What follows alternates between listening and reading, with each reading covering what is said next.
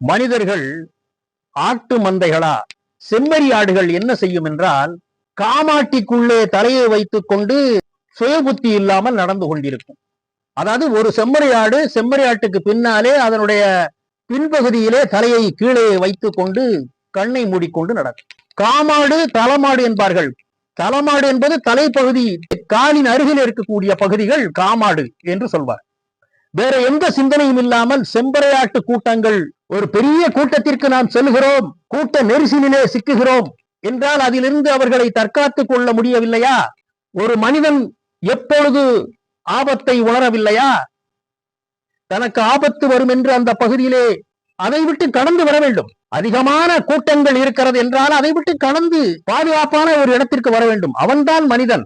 என்னுடைய தலைவர் வருகிறார், என் அரசியல் தலைவர் வருகிறார் என்ற காரணத்திற்காக தன்னுடைய உயிரை விட முடியுமா? முடியாது. தான் உயிரோடு இருந்தால்தான் தலைவனும் நன்றாக இருப்பான். அவனுக்கு அவப்பெயர்கள் வராது, கெட்ட பெயர்கள் வராது. தன்னை போல பலரும் இறந்து விட்டால் தலைவனுக்கு அவப்பெயர் வரும், கெட்ட பெயர் வரும். ஆக ஒரு தொண்டன் என்ன செய்ய வேண்டும் என்றால் மின்கம்பத்திலே ஏறக்கூடாது, ஜெனரேட்டரின் மேலே ஏறி நிற்க கூடாது, மரங்களின் மேல் ஏறி நின்று மரக்கிளைகள் முறிந்து விழுந்து கீழே இருப்பவர்களுக்கு பாதிப்பு ஏற்படும். சாக்கடை போறக்கூடிய டிரைனேஜ் அதுல விழுந்து நிறைய பேர் செத்துருவான். ஆக நாம் நிற்கக்கூடிய பகுதி பாதுகாப்பானதா என்று முதலிலே தொண்டர்கள் தீர்மானிக்க வேண்டும். ஆட்டு மந்தைகள் போல இருக்கக்கூடாது.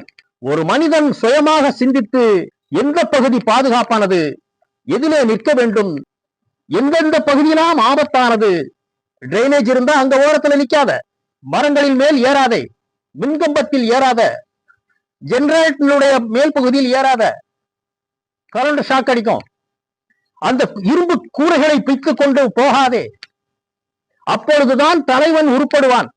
தெளிவாக நீ புரிந்து உன்னுடைய பாதுகாப்பு கருதி நீ செயல்பட்டால் தலைவன் உருப்படுவான்.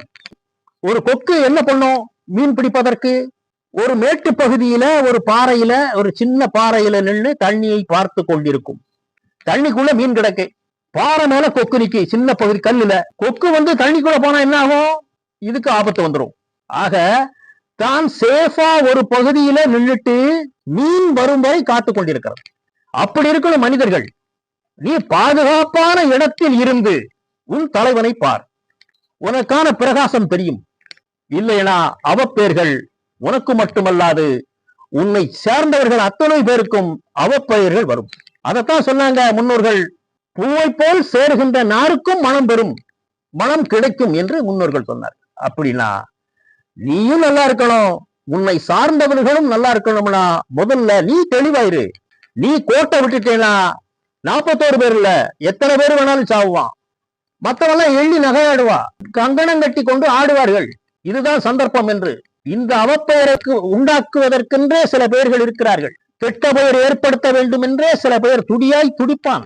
இதுக்கெல்லாம் நீ வழிவிடாத. உன் பாதை தெளிவா இருக்கா? நீ நடந்து போகக்கூடிய பாதைகள் தெளிவா இருக்கிறதான்னு பாரு. ஆபத்து நிறைந்ததுன்னா உடனே அங்கிருந்து விலகிரு. வழியில பாம்பு கிடக்கு, பாம்பு போல போய் மிதிப்பான ஆகணும், மிதிக்க மாட்டான், ஓரமா போயிடுவான். மரக்கிளைகளே ஏறுகிறான் என்றால் நீ அந்த அடியிலே இருந்து மரக்கிளையினுடைய அடியிலே இருப்பதை தவிர்த்து விட்டு ஓரமாக சென்று விடு. அதுதான் உனக்கு பாதுகாப்பு. டிரைனேஜ் இருக்கா, அந்த ஓரத்துல நிக்காத, முட்டா போய் அங்கிட்டு தள்ளி நில்லு.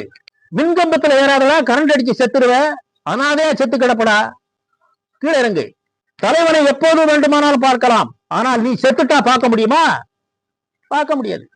முதல்ல நீ உயிரோடு இரு, அப்பதான் மத்தவன் விளங்குவான். சரியா? இதைத்தான் நான் எல்லாருக்கும் சொல்லிட்டு வரேன். நீ உருப்பட்டால் உலகம் உருப்பட்டு விடும். இதுதான் என்னுடைய முடிவு.